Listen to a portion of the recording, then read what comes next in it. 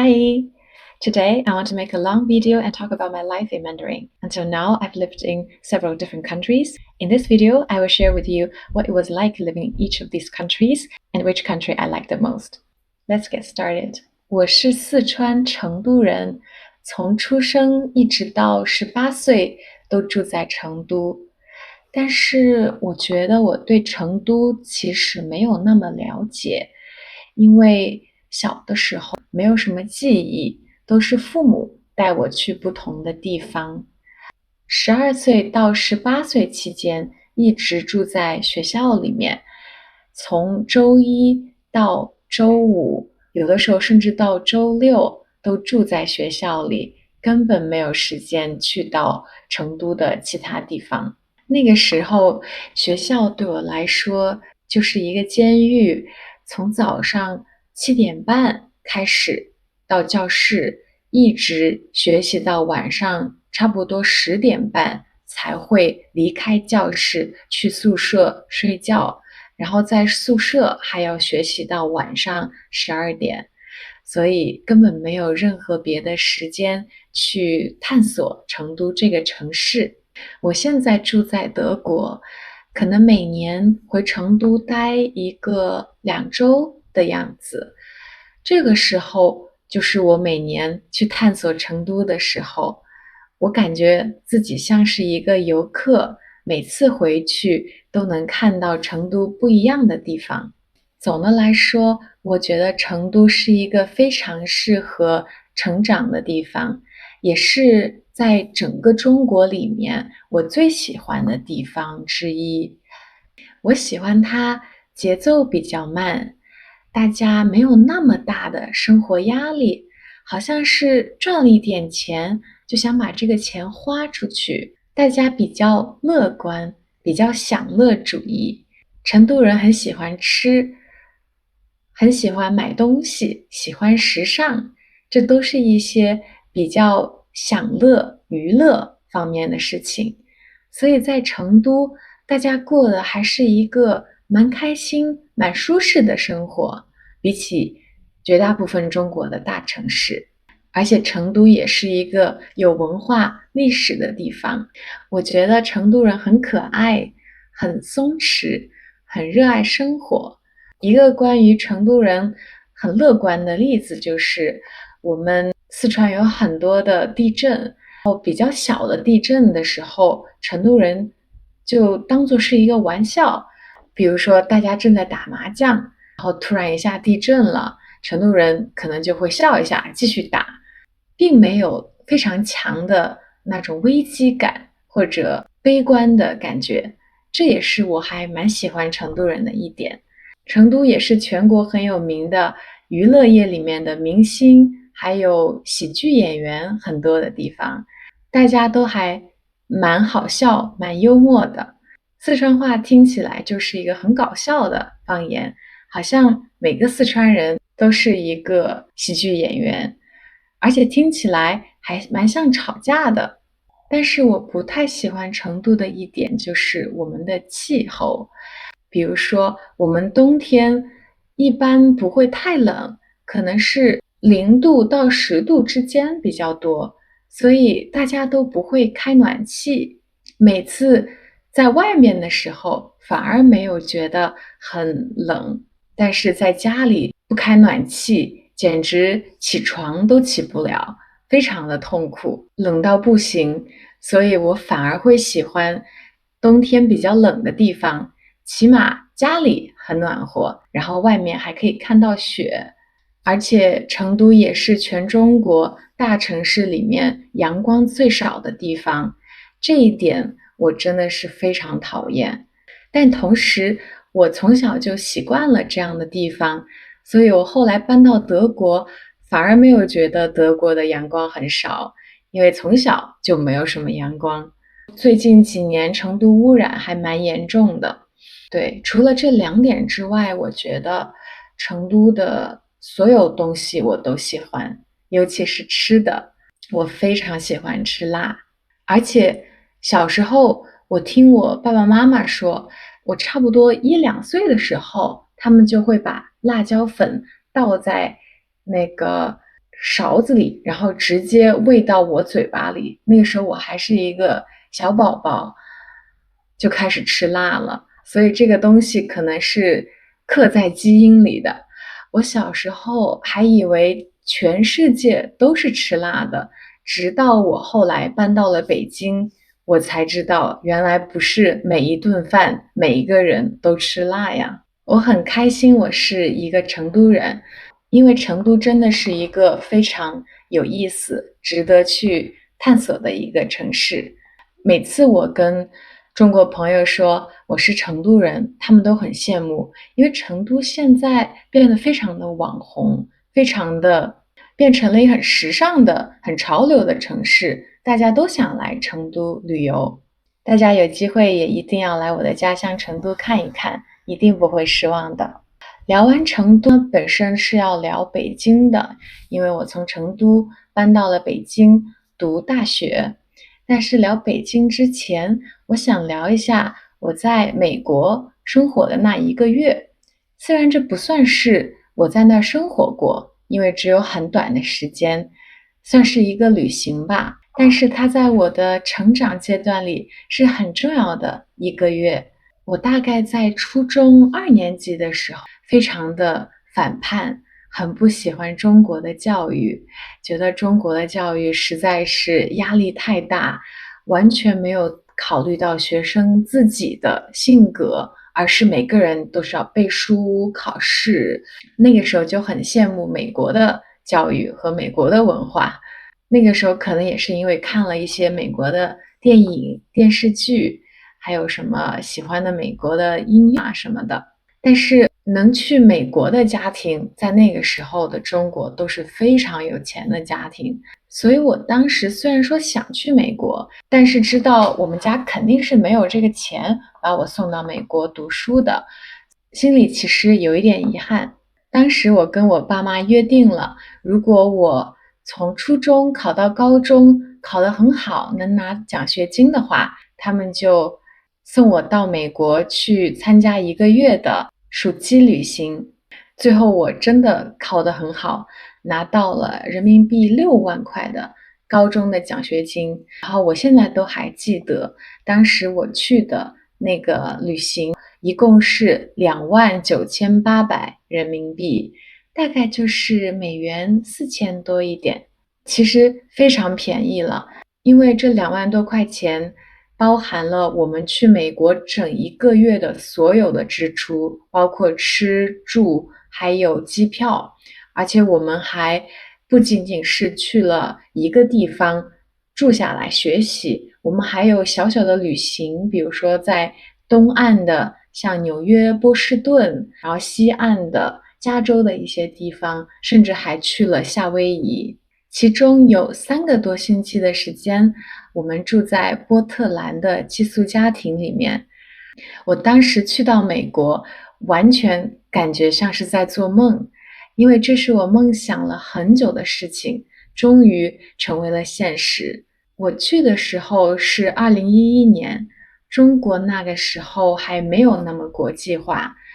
我还记得我当时去 Subway 赛百味，第一次去吃它的那个三明治。我在中国从来没有见过赛百味，那个时候应该还整个四川起码都是没有的。然后第一次在美国吃到赛百味，觉得好激动，好新奇。现在想想觉得怎么会对一个赛百味感觉到激动呢？不就是一个很普通很难吃的快餐吗？但是我很怀念那个时候的激动的心情。我有3个多星期的时间里都一直住在波特兰的一个寄宿家庭里面。那一个社区很有意思，每一个家庭都至少有一个从亚洲领养的孩子。当时我就跟我妈聊这件事情，她就跟我说，哎，美国人怎么这么有爱心呀？我们中国人就不会这么有爱心。那个时候我觉得中国人私底下对美国或者说美国人是抱有非常积极的、非常崇拜的这种心态。很多人就会觉得美国什么都好，经济又发达，人又很有爱心。我觉得那几年可能是中国人对国外抱有一种有点不真实的、有点过于美好的滤镜的时候，可能就是2011年、12年之后，慢慢的对国外的这个评价慢慢的变得负面一点，觉得我们中国最好。我从中国到美国的第一个城市是纽约，我觉得文化冲击还是蛮大的，中国和纽约的这个差距。比如说，我还记得我们当时在纽约坐在大巴车里面，外面有很多路人，他们看到我们一群亚洲的孩子，就在下面给我们打招呼。我当时非常惊讶，因为在中国很少有这样的事情，大家不会主动的和陌生人打招呼。我当时就觉得好温暖呀，这个国家的人怎么这么热情呀？后来还有一次，我去哥伦比亚大学参观，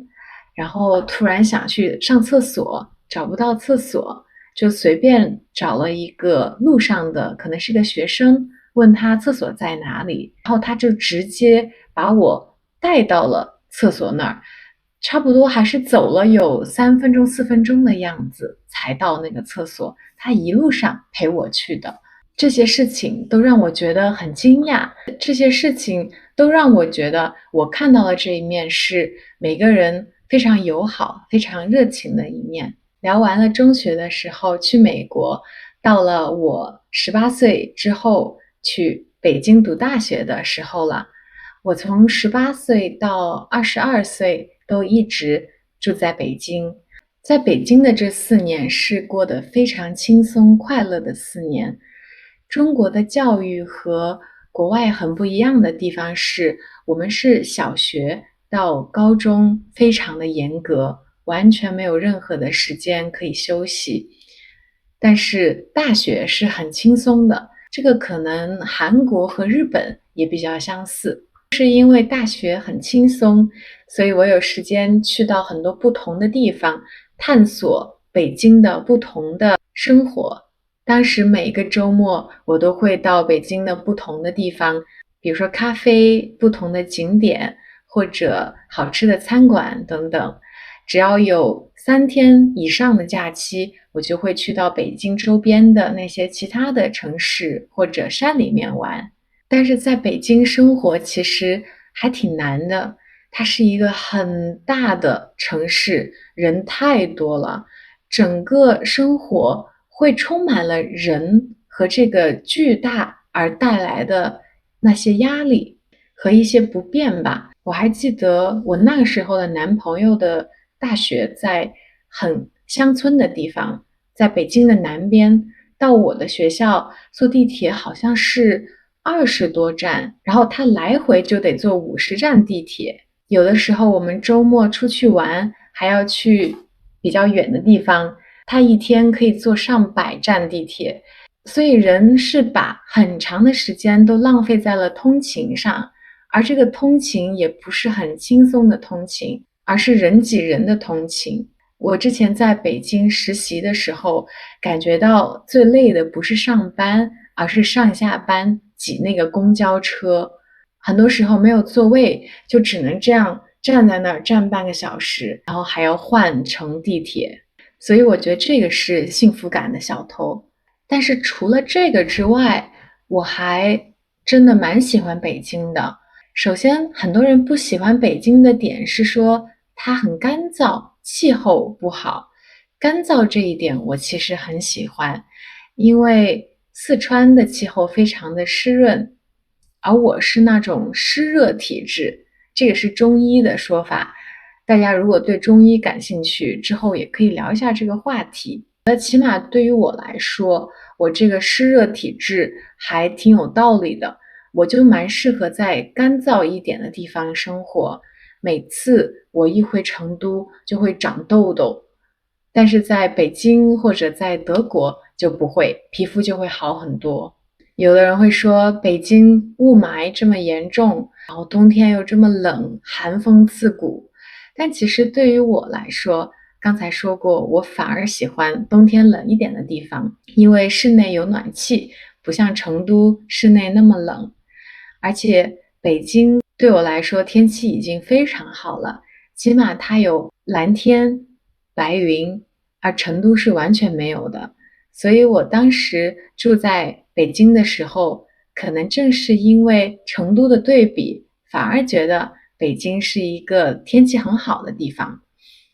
而且这几年北京的雾霾治理的其实还越来越好了，反而是成都，我觉得每次回去天都是灰蒙蒙的，空气不好。而且北京也真的是中国最有历史的城市之一，喜欢历史和文化的人非常适合北京。也有人说北京贵，但其实我当时在那生活的时候，我的观察是北京是贵的东西很贵，但是便宜的东西也很便宜，它的贫富差距比成都更大。因为北京这样的城市，各个阶层的人生活在其中，有非常有钱的，也有非常穷的。有一本科幻书叫做《北京折叠》，就是说北京这个城市它很魔幻，它像是很多不同的层，每一层之间差距都很大。我有的时候会刷大众点评这样的 APP， 会对比成都和北京的价格，很多时候最低的东西反而是北京的价格比成都还低。因为总的来说，成都的贫富差距可能没有北京那么大，北京的人可能会更多更杂，这个也是这个城市的一个问题。每个人都在为生活所奔波，不管是你是最有钱的还是最穷的那些人，都各自有各自的生活压力。我是觉得北京对于很多人来说不是一个可以舒适生活的地方，对我来说大学4年已经足够了，我不太会想再继续在北京生活。大学毕业之后，我先是去了韩国首尔，读了1个月的暑期班，不算是一个长期的生活，但是这个月我觉得可能是我看世界去发现自己的一个开端。那是我第一次一个人去到国外，一切都是自己的选择，我自己选择了这个暑期班，我自己选择了当时的那些朋友，而那些朋友都是不同的背景，不同的国家，不同的年龄。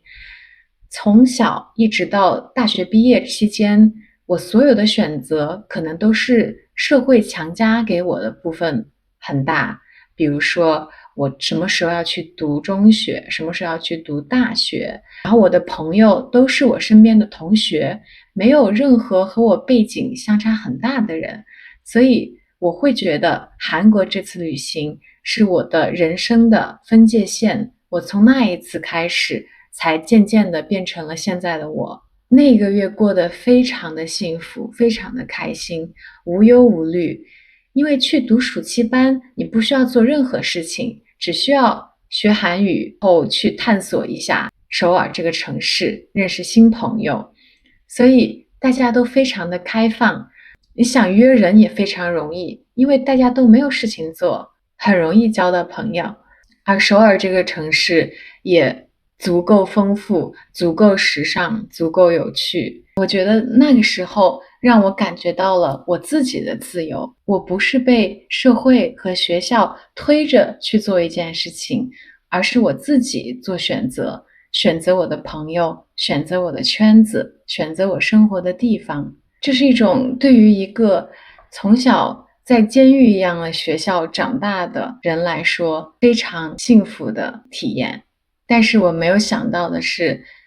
这只是一个开端，我之后的生活会越来越自由，越来越幸福。所以现在应该聊德国了。我大学在北京学的是德语，德语语言文学，所以我觉得研究生去德国是一个非常顺理成章的选择。我当时呢是想来德国读个研究生，读完研究生之后就可以回中国工作，但是没有想到就一步一步的选择了留下来。如果对这个感兴趣，为什么我选择留在德国，我之后还可以专门讲一讲。我去德国读书是在慕尼黑大学，在那里我很快就有了家的感觉。我觉得慕尼黑是一个不太有棱角的城市，它很舒适、干净、漂亮，自然非常的丰富。冬天可以滑雪，夏天可以去徒步，可以去湖里面游泳，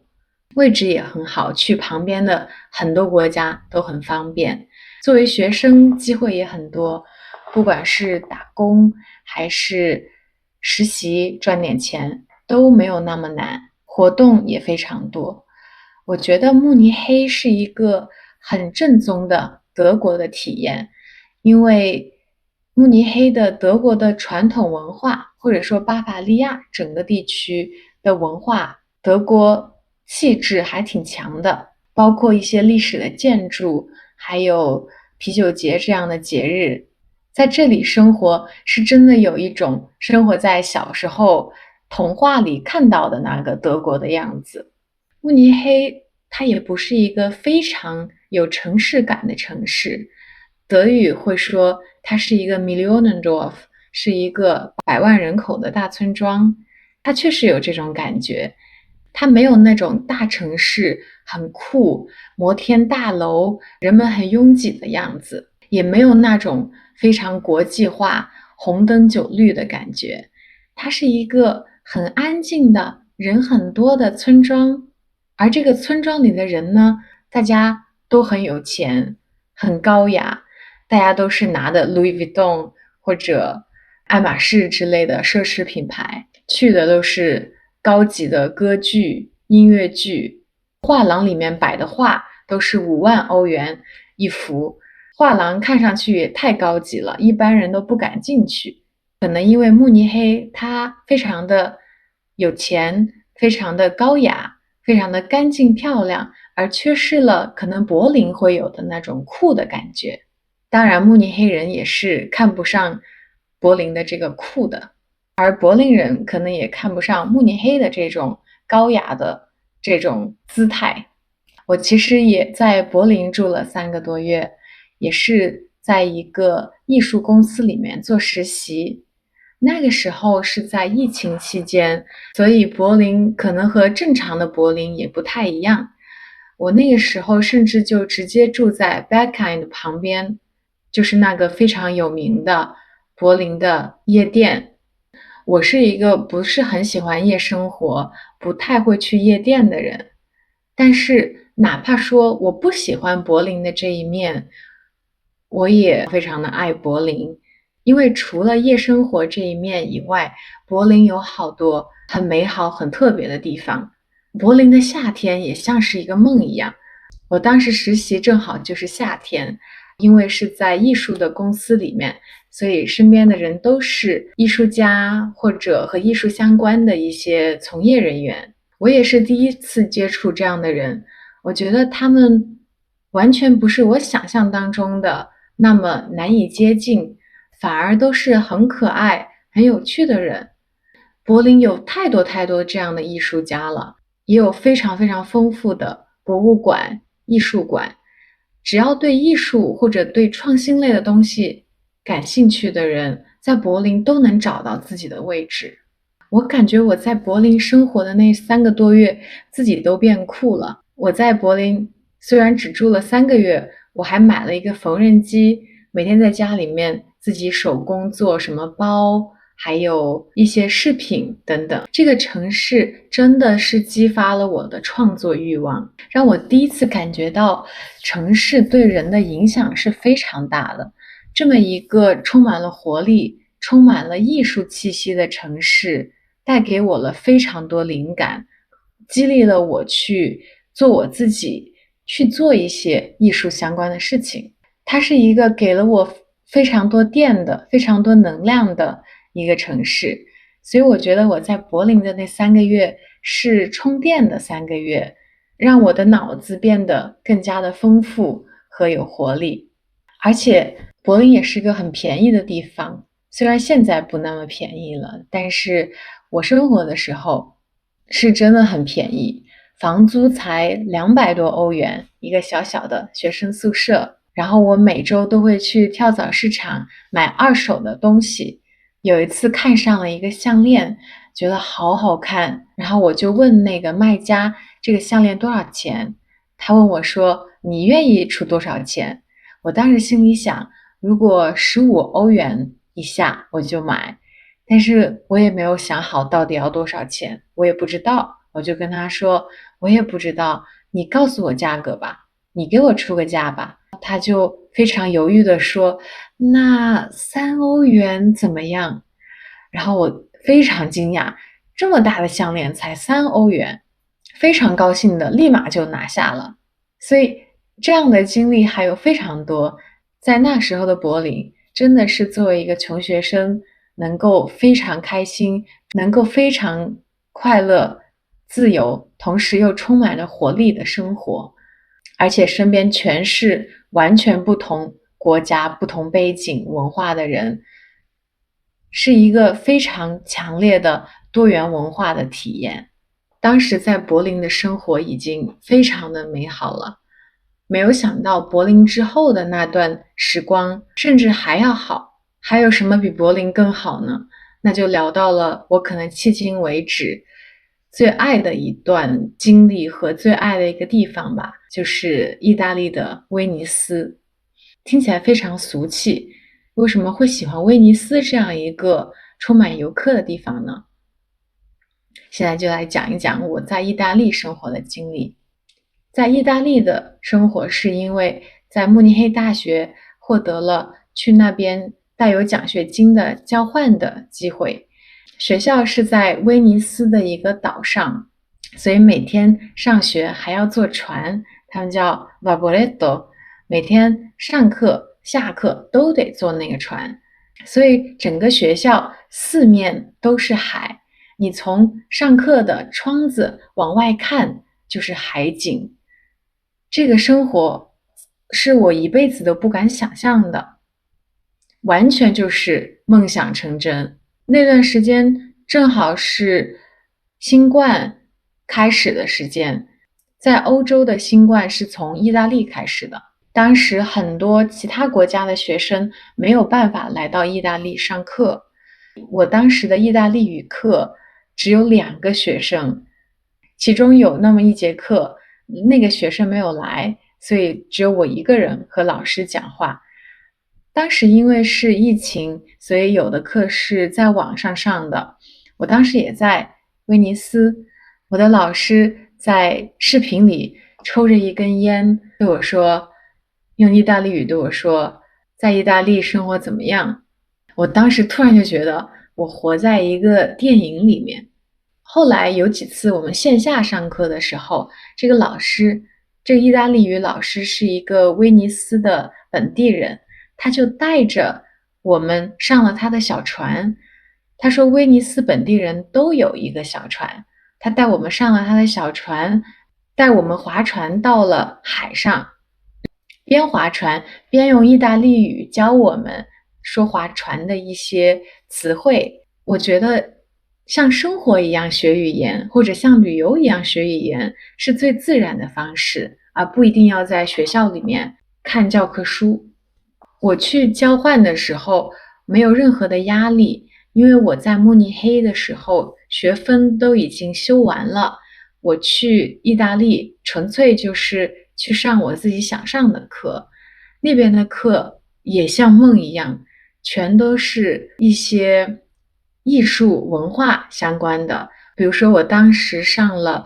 意大利城市建设相关的课，还有意大利建筑相关的课。像这些艺术啦、建筑相关的课，老师都会带我们去到当地的一些，比如说教堂或者比较重要的建筑里面亲自讲课，就会觉得自己好像不是在上课，而是觉得自己是在朝圣，或者是在游览这些地方。而且威尼斯的生活，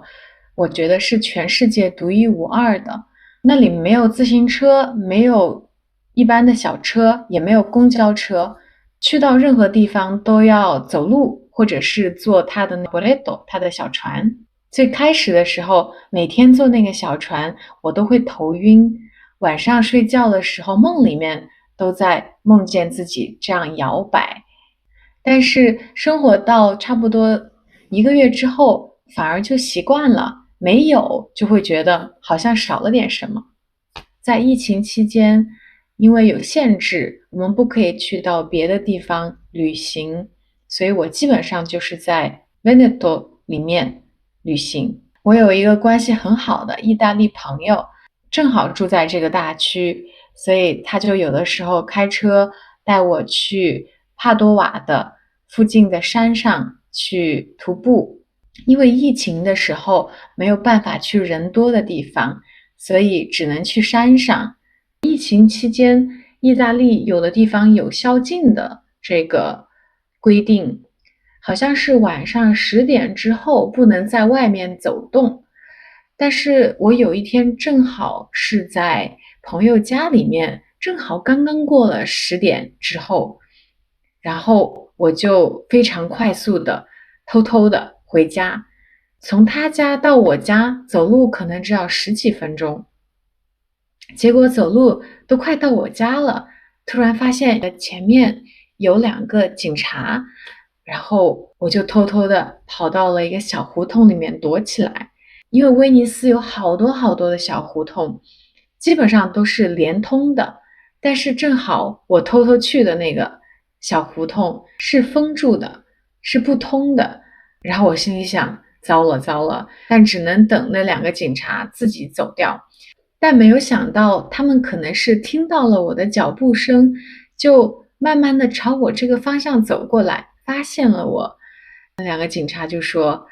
你知道这个规定吗？我说我知道。刚开始还尝试用意大利语，后来发现意大利语实在解释不清楚，他们的英语又不太好，然后那个警察就说，你快回家吧，快走吧。然后他们也没有罚我的钱，就让我回家了。我为什么那么喜欢威尼斯呢？可能除了它很独特，全球可能只有这样一个唯一的地方是过着这样的生活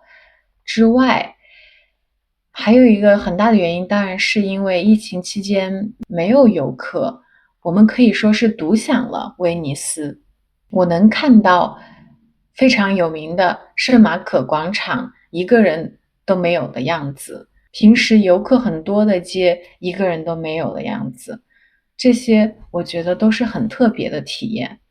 而且威尼斯应该是全世界旅游业发展最早的城市之一，所以可能威尼斯上百年都没有过这样子的样子。可能另外一个原因就是威尼斯对我来说就像是一个童话吧，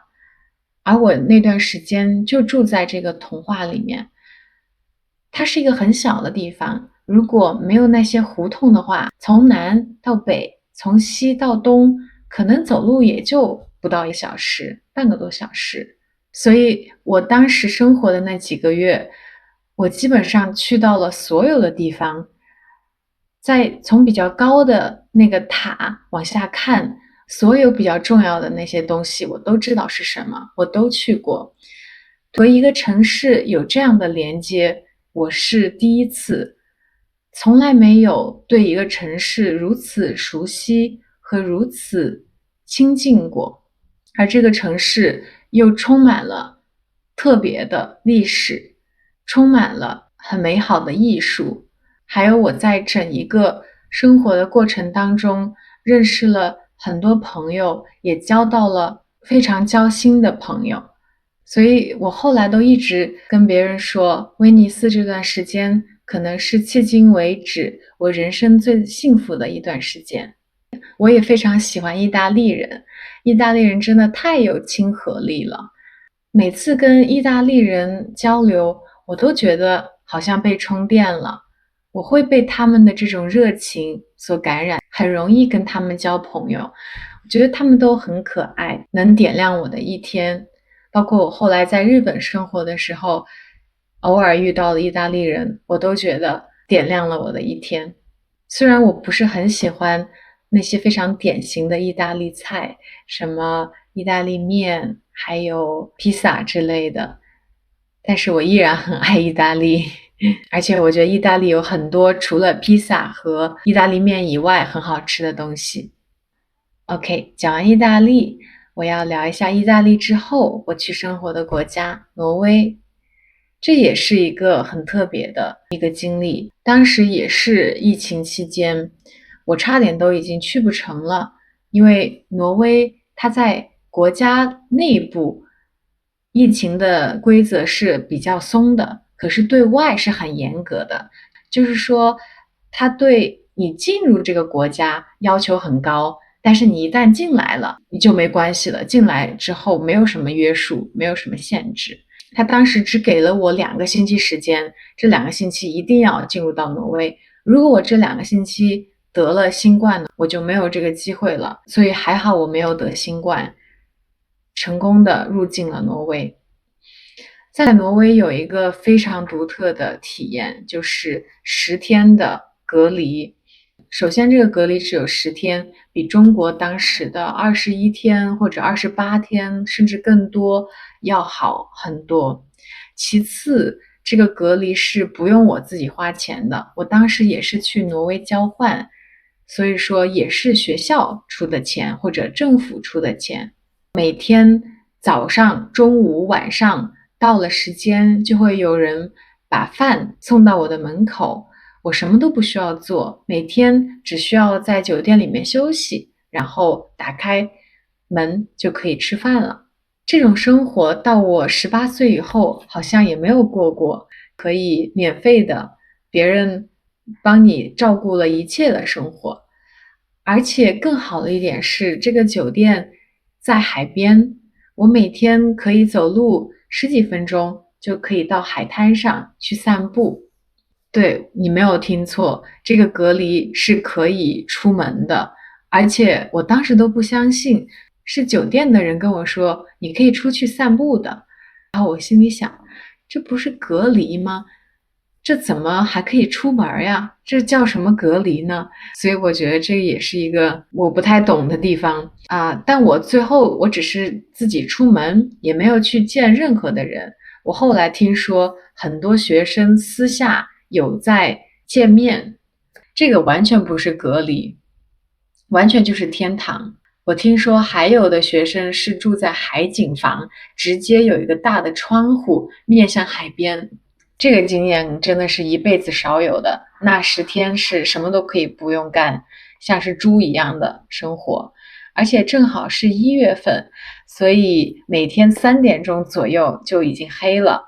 也没有什么，除了睡觉和玩手机以外，好像也没有什么别的事情。说到白天很短，夜晚很长这个事情，这个也是在挪威生活的一个最大的特点吧。我还从来没有在这么北边的国家生活过，所以这个对我来说肯定是一个挑战。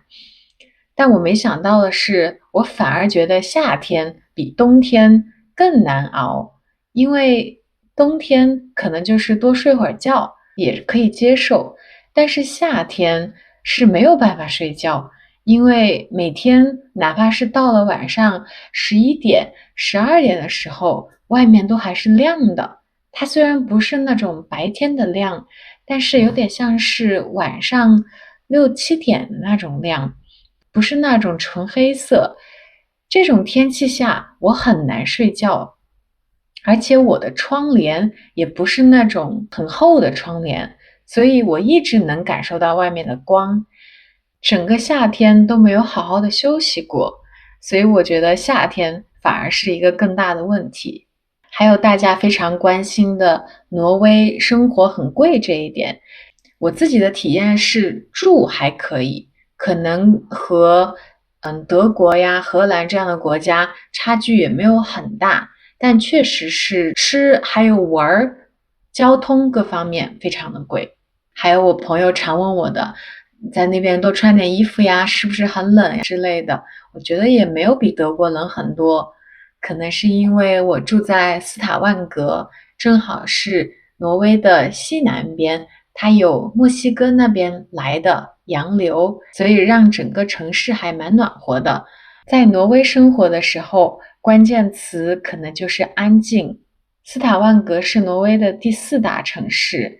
但对我一个2000万人口的城市长大的人来说，只是一个小村庄。我去之前以为我肯定不会适应，或者肯定不会喜欢，因为我从小都在大城市长大，而且我自己也很喜欢大城市的生活。但是真的当我去了之后，我发现我很适应，而且也很喜欢这样的生活。我还记得我们的学校就在山上，周围全是牛、羊，各种动物，每天都能闻到动物的味道。然后斯塔万格这个城市里面有电动的公共的自行车，自行车也是只要是15分钟以下就是免费的，所以你只要是不要骑太久，你甚至可以先骑15分钟，骑一会儿，然后换一辆，再骑15分钟，就可以一直免费。所以我当时也经常用它的免费的电动的自行车，因为学校在山上嘛，一般的自行车上去会很累，所以骑它的电动的自行车到学校上面就很方便。我还记得我每次放学回家骑那个电动自行车下坡的时候，都是每天最开心的时候。那个时候因为学校在山上，下坡的时候可以看到整个斯塔万格城市和海的景色。那个时候耳机里面听着歌，看着这样的景色，就会觉得我也太幸运了吧，可以有这样的经历，可以看到这样的景色。那个时候上课也没有压力，也是学分已经修够了，只是在那里体验不同的文化而已。上的都是一些纯粹我感兴趣的课，比如说地质学。那个老师也是一个很可爱的老头，每天带着他自己从不同的国家，比如说南非还有巴西的哪个热带雨林里面收集到的一个石头给我们分析。我觉得这种生活太美好了，它没有一点的功利，纯粹的是因为热爱而去做一件事情。当然这样的生活也只是短暂的，可能交换就是一个像梦或者像泡沫的一个过于美好的、美到不真实的时间吧。但我觉得如果有机会的话，能有这样的体验是很值得的。当时我在挪威上课的主要的老师没有一个是挪威人，有德国的、土耳其的，甚至还有一个中国的老师。从这儿你也能看出，整一个挪威的经济可能还是靠非常多移民去推动它，本国的人口资源是很缺乏的。而且交换其实有很大的问题，就是你依然是在留学生群体里面去交朋友，而很难接触到本地人。意大利可能好一点的地方在于说，意大利人很有亲和力，很容易交朋友。但是像挪威和德国这样的国家，本来当地人与人之间的距离就比较大，很难去和当地人建立一个情感或者友谊。我感觉挪威甚至像是一个加强版的德国，人与人之间的距离更大。但是很有意思的是，它这个距离背后也有很强大的社会内部人与人之间的团结和信任。比如说我在二手网站上买了东西，我跟店主联系说我什么时候去取，店主说我晚上不在，但是我可以把那个东西放在我家门口，你来了直接拿就好了。我当时听到这个是非常惊讶的，因为第一他得相信我去到那儿拿了这个东西再给他钱。第二，他要相信这条街上经过的任何人都不会拿他的这个东西。而最后我确实就是在他家门口拿到了他卖的东西，而这条街不是一个农村的街，而是一个人流量很大的城市里面的大街。这样的事情对我来说是一个很大的冲击，就更别说我们学校门口卖的什么快乐的鸡蛋，就是我们学校门口农场的那些鸡生的蛋，这些鸡蛋直接放在学校门口，你要去买的话，直接把钱扔进它的箱子里就好了，也没有摄像头，完全就是靠人与人之间的信任。我在挪威交换的半年期间，还花了3个多月的时间把挪威语学了。因为我觉得去到一个地方一定要学当地的语言，尤其是在那儿生活一段时间。因为你不学当地的语言的话，就很难了解当地真正的文化，很难和当地人建立起一个真正的关系。再加上挪威语和德语很像，学起来应该没有那么难，所以我就在去之前就开始准备学。然后到了挪威之后，自己报了一个挪威语的学校，想好好的学挪威语。最后是只学了3个多月的时间就把 B2 给考过了。因为挪威语确实是和英语和德语都很像，如果这2个语言都会的话，其实学起来非常的容易。当时有个很有意思的事情，就是我在挪威语考口语考试的时候，那个考官考完之后问我说，这不是一个考试问题，只是我私人的一个好奇，你会德语吗？我说我会德语。他说我就知道，因为我听出来了你的德语口音，所以我说挪威语会有很大的德语口音，还挺有意思的。有的人说我说英语也有点德语的口音，可能是在德国生活的时间太长了。而且挪威是一个方言很重要的地方，所以在考挪威语 B2 的时候，听力题里面会需要听不同的方言来回答问题。这个想一想，如果中文考试也有这个方言题的话，那会不会太难了呀？我当时觉得瑞典语可能都比挪威的很多方言要容易听懂一点，但最后还是努力的去听懂不同的方言。总的来说呢，我也很喜欢挪威。像奥斯陆这样的地方，我也觉得是非常酷、非常值得生活的地方。但最终可能还是因为气候还有人与人之间的距离的原因吧，我更偏向于比较南方的地方，比如说像意大利和西班牙这样的地方。最后终于可以聊一聊日本了。日本是我从小非常喜欢的国家，可能因为小时候一直在看动漫，还有日本的电视剧，也很喜欢日本的音乐、文化、语言等等。我在疫情期间其实有拿到日本早稻田大学的 offer， 但是因为疫情期间日本非常严格，一直没有开放让留学生进入到日本，所以我等了1年都没有等到日本开放，之后就放弃了。这次机会放弃了之后，我还是一直在找机会去到日本生活。能在日本生活1年时间，是我从小到大一直以来的梦想，今年终于实现了。今年是为了这个梦想，我辞职了，然后从5月份一直生活在日本到9月份。我当时是为了去早稻田的这个项目学了日语，考了 N2， 但是就一直没有用，也没有日本的朋友，没有办法练日语，所以中间很长一段时间日语忘了很多，所以有一点重新学习的感觉。我当时其实也是在挪威上学的期间，边学挪威语边把日语学了。当时觉得日语比挪威语可难太多了，而且日语是自学的，所以整个过程可能比挪威语更困难。我今年去日本生活主要是分2个部分，第一个部分是在大城市里面去体验当地的生活，我选择了京都、大阪和札幌这3个地方，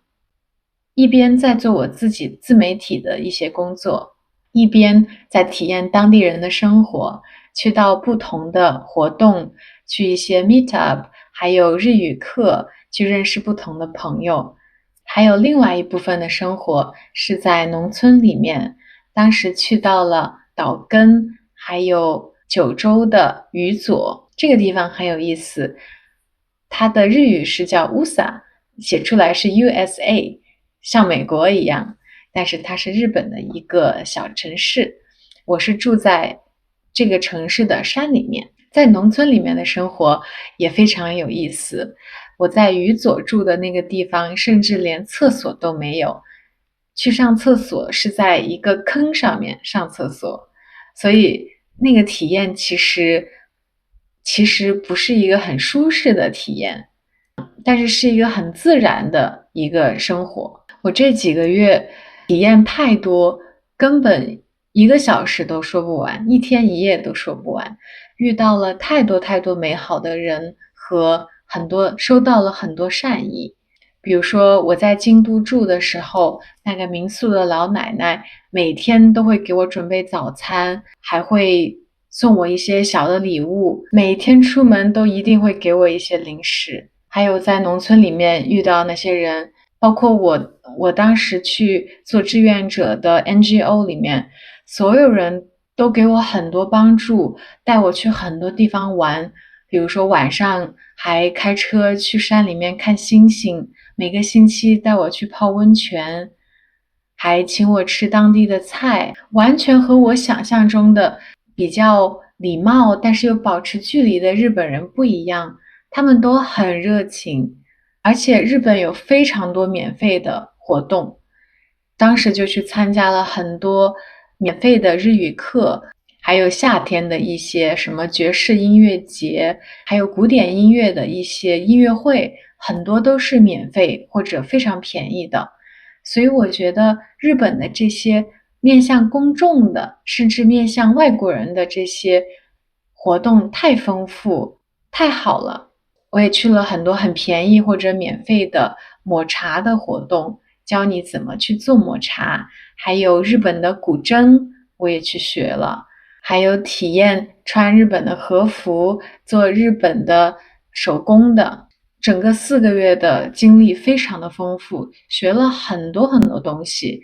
而且都是成本很低，没有花什么钱的情况下。我觉得这种经历在别的国家都很难有，所以我觉得日本这方面是真的做得很好。我觉得日本这个国家有很多很有趣的点，很多人说日本就像是亚洲的德国，而中国像是亚洲的意大利，确实还有很多相似的地方，比如说日本人和德国人一样的准时、礼貌、保持距离、尊重私人空间等等，还有就是对规则的遵守。当然日本有很多特殊的社会很压抑的点，比如说我很感兴趣的一些社会问题，类似于什么爸爸火、风俗业还有出轨这些话题。我在日本有看到一个广告，是给结了婚的人用的一个 dating app， 一个约会软件，它的宣传语大概是时候为自己活一次了。我当时看着很惊讶，但同时也能理解，因为作为一个中国人，我能理解东亚人对婚姻的这个看法，尤其是传统观念来说，婚姻反而是一个义务，所以说当你结了婚之后，出轨反而是为自己而活的一种观点。像这些话题我很想和日本人聊一聊，但是我觉得大部分日本人不太会愿意和我聊这些话题，因为他们还是挺保持自己的这个空间，所以有的时候我觉得很困难。有的时候我跟日本人聊天的时候会想，